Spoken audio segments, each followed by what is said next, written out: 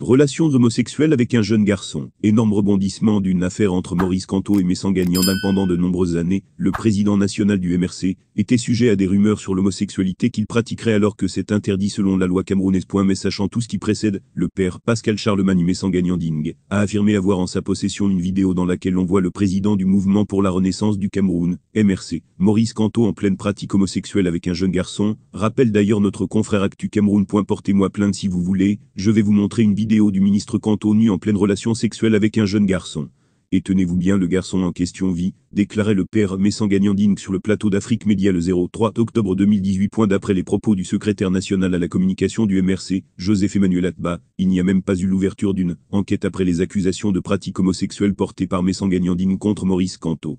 Alors que plusieurs se sont toujours demandé de quel côté se trouvait la vérité, car on se rappelle bien que le MRC affirmait que le Maurice Kamto a porté plainte, Messanga Nyanding à l'époque militant du RDPC, indiquait qu'il n'en est rien de tel point. Monsieur Charlemagne Messanga Nyanding sur divers plateaux de télévision, a affirmé détenir des vidéos compromettantes mettant en scène monsieur Maurice Kamto en pleine séance de ces pratiques punies par la loi camerounaise avec un jeune garçon. Si nous étions dans un pays normal, où la loi est respectée et appliquée, cette déclaration de Messanga Nyanding aurait suffi pour l'ouverture d'une enquête. Mais, comme l'objectif était de salir Kamto, rien n'a été fait.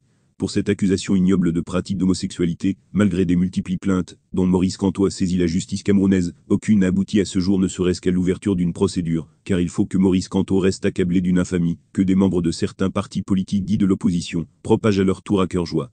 Il est donc clair que Messanga Nyanding était en mission, écrit-il. Sérail, affaire très grave, un ministre de Paul Biya lourdement condamné par la justice. Le ministre des Domaines, du Cadastre et des Affaires foncières, main de CAF, Eyob Eyissi banaliserait un arrêt de la Cour suprême, et à la suite a été condamné de nouveau. En effet, selon les informations du confrère Kalara Hebdo, la Cour suprême a statué en faveur d'un homme d'affaires pour le retrait abusif de son titre foncier et condamné le main de CAF à indemniser ce dernier. Il ressort que le ministre des Domaines, du Cadastre et des Affaires foncières, main de CAF, Eyob Eyissi ne veut pas respecter la dite condamnation, démontrant une défiance totale de la décision prise par la Cour suprême. L'homme d'affaires, le dénommé monsieur Mbagofa Chokotch-Ambroise, a obtenu le 13 mai dernier devant le tribunal administratif du centre, l'annulation d'un arrêté pris le 22 février 2022 par le ministre des Domaines, Henri Eyob Eyissi. La décision ministérielle effacée pour excès de pouvoir, retirait le titre foncier couvrant un terrain d'une superficie de 4100 m² se trouvant au quartier Hollande à Yaoundé, délivré au profit de ses deux enfants. Ce dernier ne sait donc plus à quel saint se vouer.